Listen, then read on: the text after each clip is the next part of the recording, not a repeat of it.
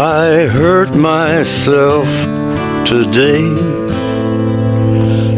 He wore black for reasons most people still get wrong. He wrote a prison anthem for a crime he never committed. And the song most fans call his greatest work? He didn't write a single word of it. Johnny Cash spent 5 decades turning outlaws into poets and gospel into thunder. Today we're ranking his 15 greatest songs. And the beer I had for breakfast wasn't bad, so I had one more. Not by nostalgia, not by radio spins, but by what they did to the people who heard them, and what they still do to us now. Some of these you know by heart. One of them you've probably never really listened to, not the way you're about to. By the end of this list, you'll understand why the man in black wasn't a costume. It was a confession. Here's how we built this ranking. And then I sent for the governor and the whole darn bunch. I got 20. Every entry earned its place through 3 things: cultural weight, how deeply the song reshaped country music or crossed into the wider world; craft, the songwriting, the performance, the moment it was captured; and honesty. Because if there's one thing that defined Johnny Cash's catalogue, it's that he never sang a lie he didn't believe, even when the truth was ugly. We're not just counting hits. Get a rock and roll feeling in your bones, put taps on your toes, get gone, get a rhythm. Chart position gets you in the conversation. It doesn't get you on this list. What gets you here is the kind of song that changes the room when it starts playing. In a bar, in a prison yard, in a funeral home. Cash recorded for over 45 years, across Sun Records, Columbia. Make a rounder stay very long. And when I left it was raining. And the American recording sessions that closed his life with more power than most artists open their careers with. Every era is represented. Every one of these songs still means something. Let's start at 15.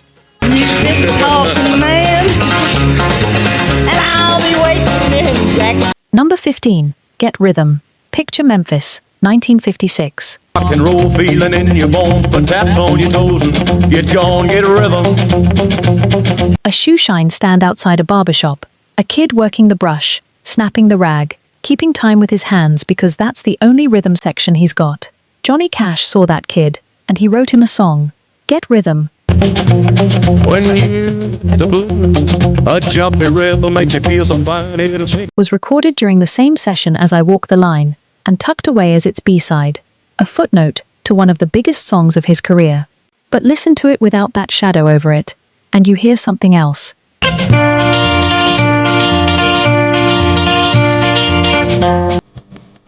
Pure, unfiltered Sun Records energy. Cash at his loosest and most playful, years before the man in black became a persona he had to live up to. It never topped a chart on its own. It didn't need to. When you the blues, get a rock and roll feeling in your bones. It's proof that before Cash was a prophet, he was a storyteller who could find a song in a kid with a shoeshine rag, and that instinct never left him. It's here at 15, because it's the sound of where he started, and where he started. Up with joy, slapped on his polished left and right, it took his shoeshine rag and he held it tight. He stopped once. Tells you everything about where he was headed. Speaking of headed somewhere, the next song took him somewhere he swore he'd never go back to. I like it with a big wide grin, kept on a popping and he said again, get a rhythm. Number 14, Big River.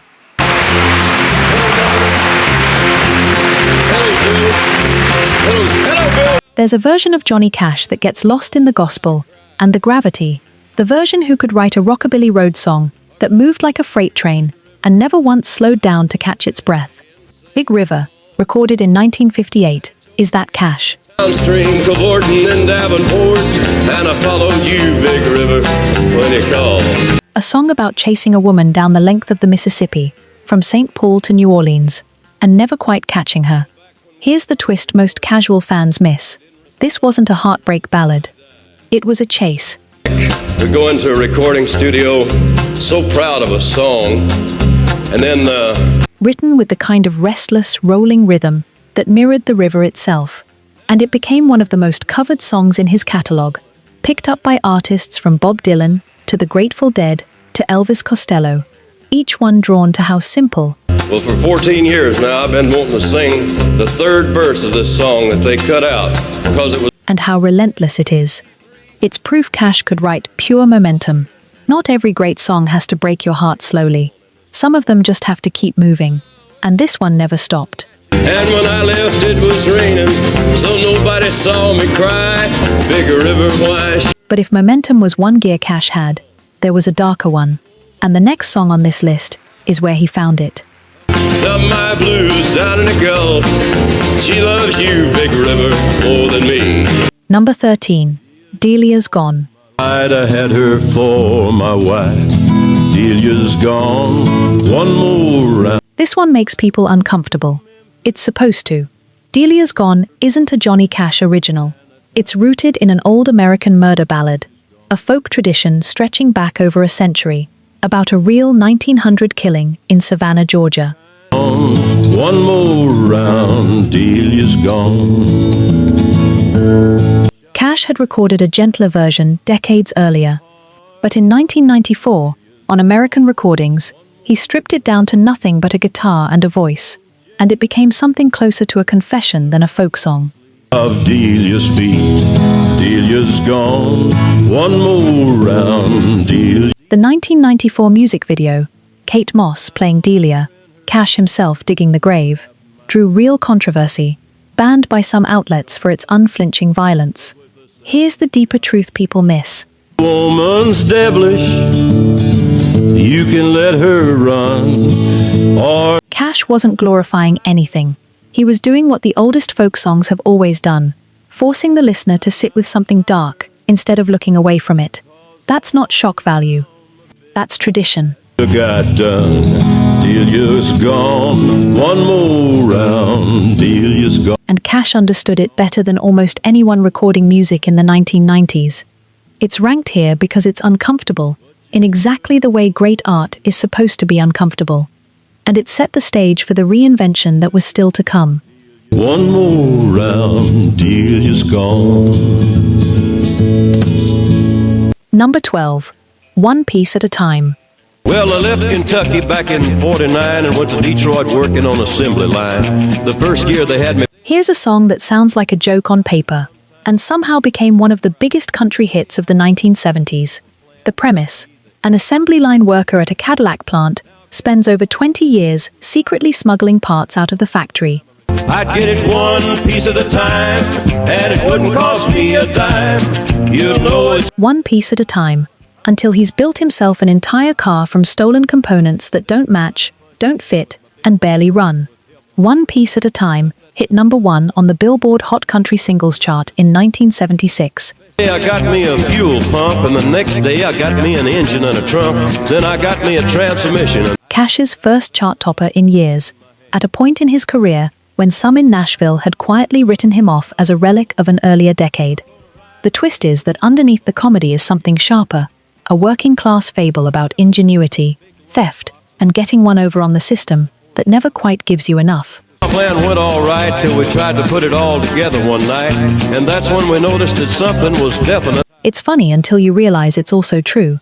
That's a very specific kind of songwriting, and almost nobody could pull it off the way Cash did. It's here because it proved something important.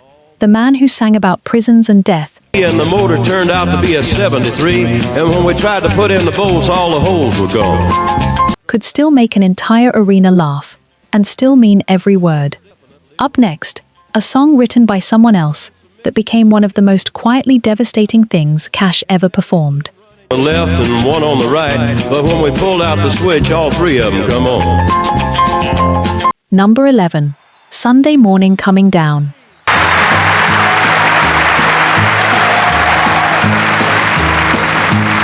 Chris Christopherson wrote it.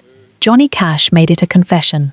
Sunday Morning Coming Down is a hungover man's walk through an empty Sunday.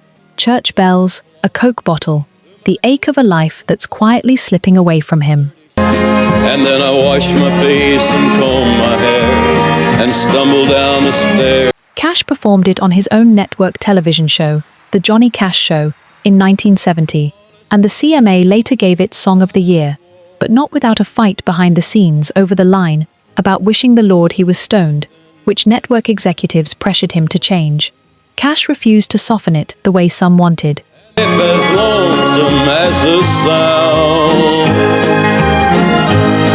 He sang it as written, because he understood exactly what that song was describing. He'd lived enough of it himself to know a watered-down version would be a lie.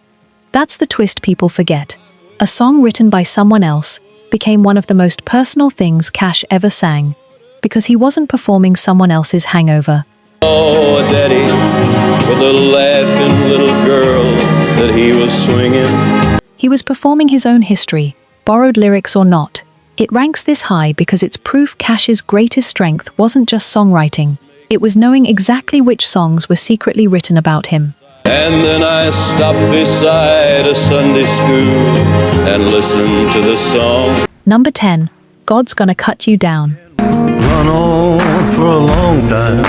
Sooner or later, gotta cut you down. This one is older than recorded music itself, a traditional spiritual passed down for generations, warning that judgment finds everybody eventually, no matter how far they run. Cash recorded it during the American recording sessions with producer Rick Rubin. Man from Galilee.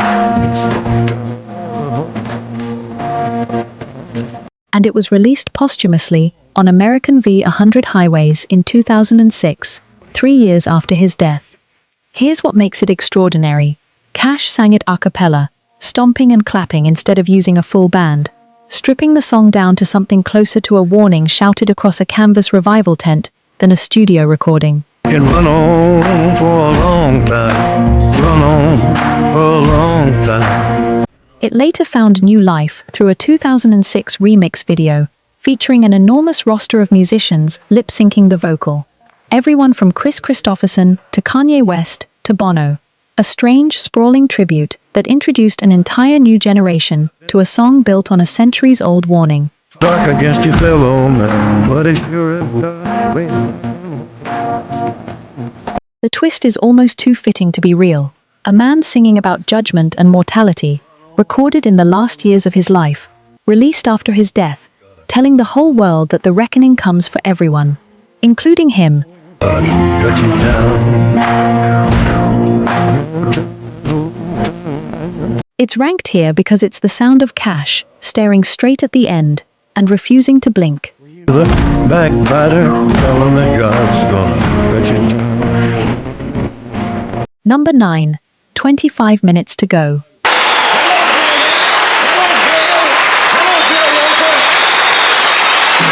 Shel Silverstein wrote it as dark comedy. Johnny Cash turned it into one of the most electric live moments of his career. The song counts down the final 25 minutes of a condemned man's life on death row. And nobody asked me how I feel. I got 22. Each verse ticking closer to the gallows, the narrator growing more desperate and more darkly funny with every passing minute. Cash performed it live at San Quentin State Prison in 1969. I called up the mayor, but he's out to lunch. I got 20 more minutes. In front of an audience of actual inmates, men who understood exactly what a countdown like that could mean. The recording captures something you can't fake. Real tension, real laughter from a crowd that had every reason to feel the weight of every line. The twist is in that audience reaction. Now here comes a preacher boy to save my soul with 13. What could have felt exploitative in a studio became something else entirely inside those walls. A shared, gallows humor catharsis between a performer and a room full of men living inside the exact fear the song describes.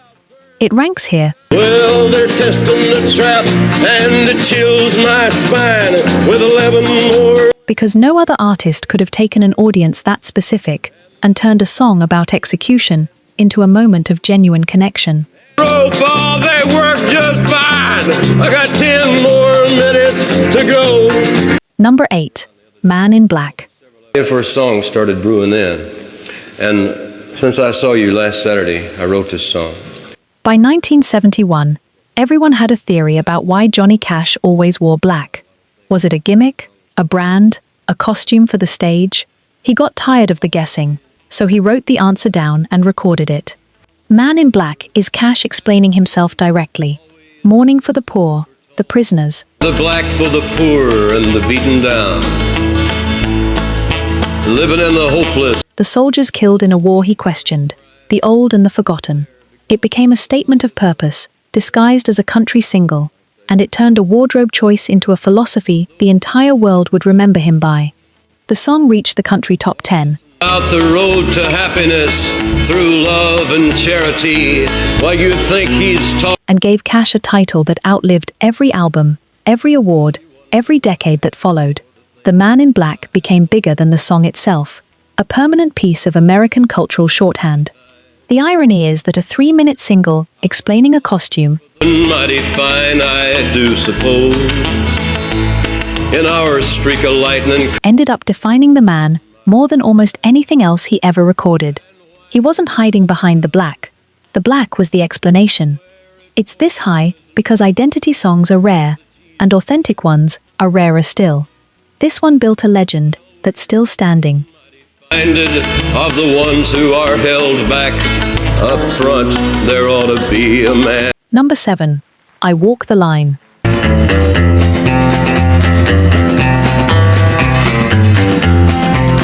In 1956, Johnny Cash wrote a love song about staying faithful, and accidentally invented one of the strangest, most instantly recognizable sounds in American music. I Walk the Line is built on a boom-chicka-boom rhythm. As sure as night is. Cash humming to find his key before each verse change, a wallet-muted guitar giving it that dry, train-like pulse. It became his first #1 hit on the country charts, and crossed onto the pop charts as well, a rare feat for a Sun Records artist in the mid-1950s. Here's what most people don't know. And happiness I've known proves that it's right. Because Cash wrote it backstage on tour, as a promise to his first wife Vivian. A vow of fidelity turned into a hit record before the ink on the marriage was even close to running dry. The song's later history, given how that marriage eventually ended, adds a layer of quiet irony that Cash himself acknowledged in later years. you give me cause for love that I can't hide. For you I It's ranked here not just for the hook, though that rhythm alone changed what a country single could sound like, but because it's the sound of an artist finding his signature by accident and never letting it go. Before we keep climbing, if you've made it this far, I keep a close watch on this heart of mine. you already know this channel does more than just list songs. We dig into the backstory behind them. Hit subscribe on Retro Vibes, because the deeper cuts on this list are about to get a lot more personal. Out for the tie that binds. Because you're mine. I walk. Number 6. A Boy Named Sue. Well, my daddy left home when I was 3. Didn't leave very much to my ma and me, except this old guitar and an Shel Silverstein wrote a joke. Johnny Cash turned it into a Grammy-winning story about how cruelty can accidentally become a kindness. A Boy Named Sue tells the story of a man abandoned by his father, given a girl's name out of spite. I grew up mean, my fist got hard, my wits got keen. Roam from town to hide my shame. A name that forces him into fight after fight for the rest of his life, until he finally tracks his father down, for a reckoning that doesn't end the way anyone expects. Cash performed it live at San Quentin State Prison in 1969, reading the lyrics off a sheet of paper because he'd barely had time to learn them before the show. At a table dealing stud, such a dirty mangy dog that named me Sue. And that rawness is part of what made the recording so electric. It became his biggest pop hit, climbing into the top 3 on the Billboard Hot 100, an almost unheard of crossover for a country artist at the time. The twist arrives in the final verse, when the father explains himself. Well, I hit him hard right between the eyes and he went down, but He named his son Sue, knowing he wouldn't be around to protect him, and the name would force him to grow up tough enough to survive. It flips the entire song from comedy into something close to gratitude.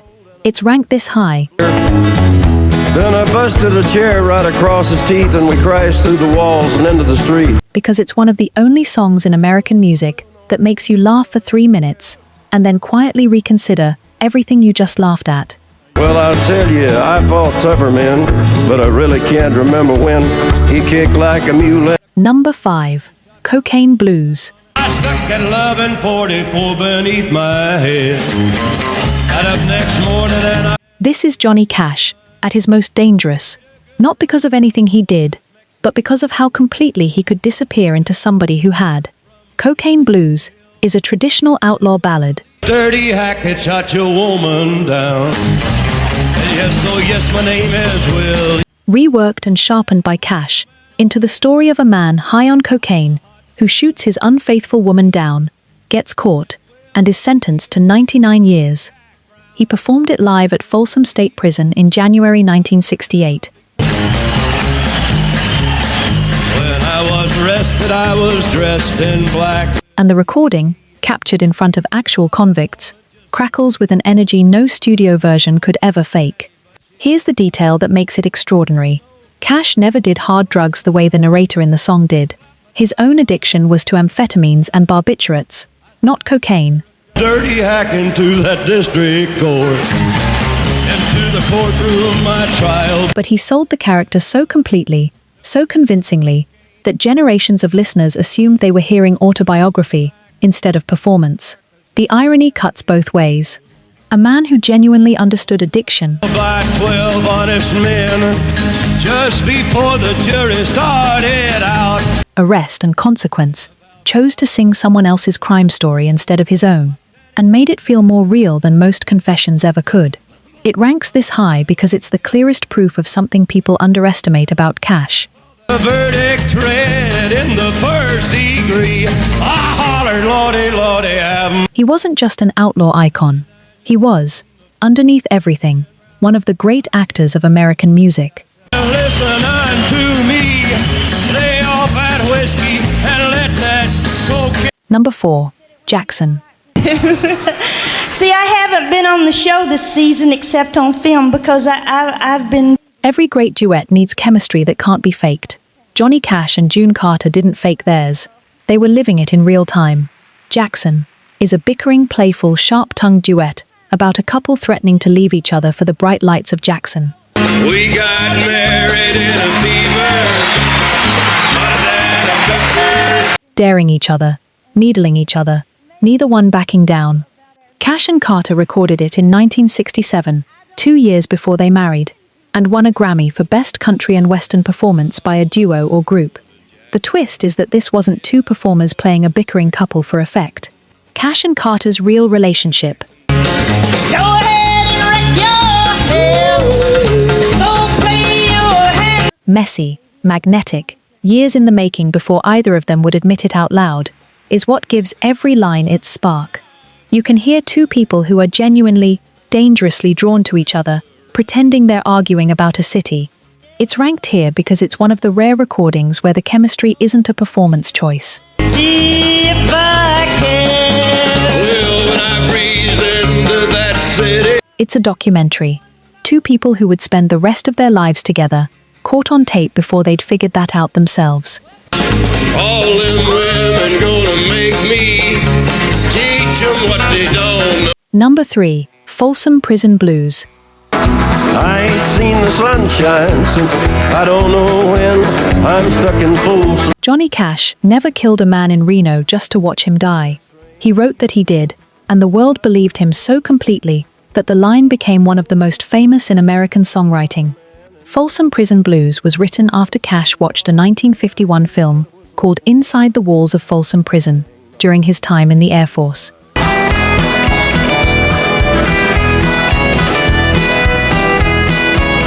The story stuck with him, and he built an entire prisoner's confession around a crime he never committed and an imagination he couldn't shake. The song hit the country charts in 1955 after its original Sun Records release, but it became legend 13 years later when Cash performed it live at Folsom State Prison itself. I bet there's rich folks eating in a fancy dining. In January 1968, in front of the very population the song describes. When he delivered that line about killing a man just to watch him die, the recorded eruption from the crowd became one of the most famous moments in live music history, a roar of recognition from men who understood exactly what kind of desperate, reckless thinking that line was describing. The irony is almost too perfect.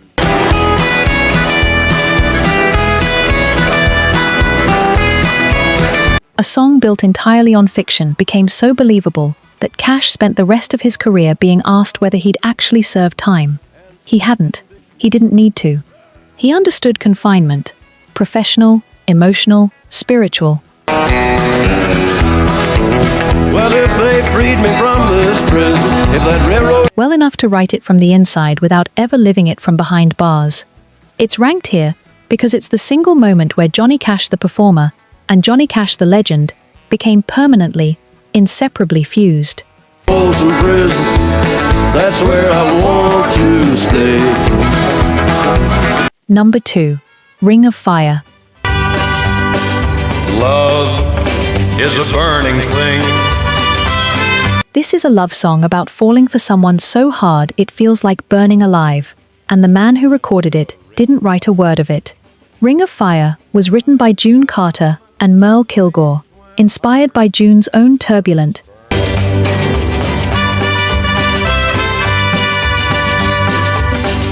all-consuming feelings for Johnny Cash at a time when both of them were married to other people. She described the pull toward him as a ring of fire, dangerous, consuming, impossible to escape. Cash recorded it in 1963 with a mariachi-style horn arrangement he reportedly dreamed about the night before the session. Ring of fire, I went down, down, down, and the flames went higher. An unusual, almost surreal choice for a country single that became one of the most instantly recognizable horn hooks in American music. It hit number 1 on the country charts and crossed over into the pop top 20, becoming the biggest hit of Cash's career up to that point. The twist is staggering once you know the backstory. Oh, but the fire went wild. June wrote a song about the danger of loving Johnny Cash, and Johnny Cash turned around and had a massive hit singing it back to her, years before they were finally free to be together. It's one of the only love songs in American music history where the woman who inspired it and the man who recorded it eventually married each other, turning a warning into a wedding song. The ring of fire, I fell into a burning... It's ranked at number 2 because it's almost impossible to separate the song from the romance that created it. Every horn blast, every burning lyric, is a true story hiding inside a hit single.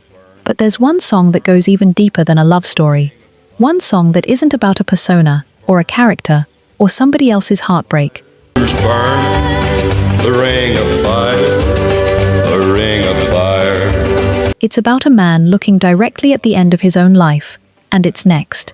Ring of fire, I went down, down, down, and the flames went higher. And Number 1. Hurt.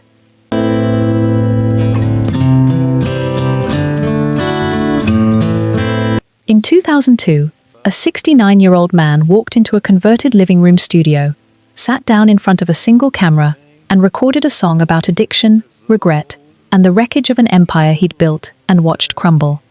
The song wasn't his. Hurt was written and originally recorded by Trent Reznor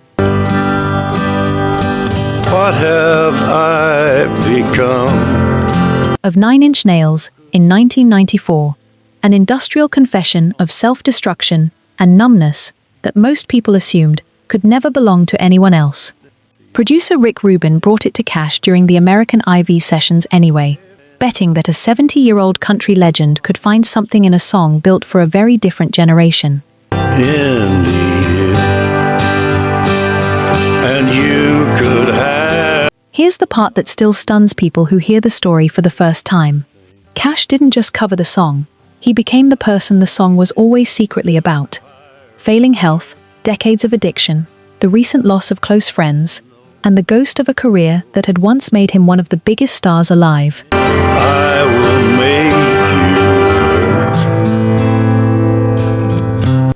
Every line of Hurt stopped being metaphor and became autobiography the moment Cash opened his mouth to sing it. The music video, directed by Mark Romanek, is one of the most devastating pieces of visual storytelling ever attached to a song. Old performance footage cut against Cash's ruined, weathered hands, empty rooms of the House of Cash Museum falling into disrepair, Names of time, the feelings. and his wife June Carter watching him from the shadows of the frame, only months before her own death. June Carter Cash died in May 2003.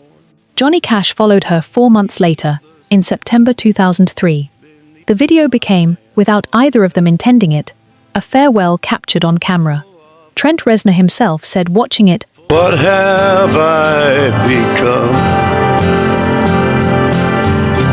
felt like witnessing something that no longer belonged to him. That Cash had taken complete ownership of a song, written by a man in his 20s, and turned it into the definitive statement of his own mortality. It's one of the only instances in music history where a cover version is widely regarded, even by the original songwriter, as superior to the original. That's the final irony of Johnny Cash's career. I will let you down. And maybe the whole reason this list exists.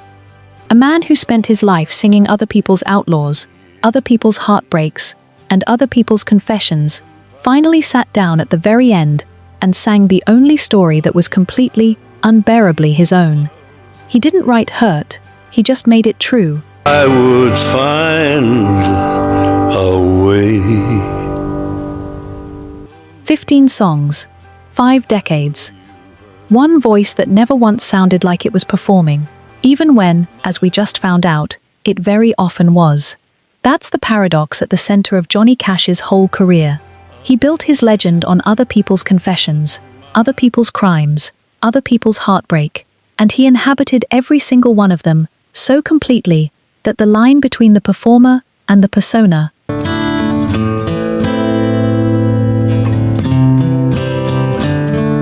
simply disappeared. By the time he sat down to sing his own story, at the very end, there was nothing left to perform, just the truth, and a voice old enough and worn enough to finally tell it straight. That's why these songs still hit the way they do, decades later. Not because they're nostalgic. Try to kill it all away. Because they're honest, even the ones that were lies on paper. Which one of these hit you the hardest? Tell us in the comments, and if you think we got the order wrong, we want to hear that too.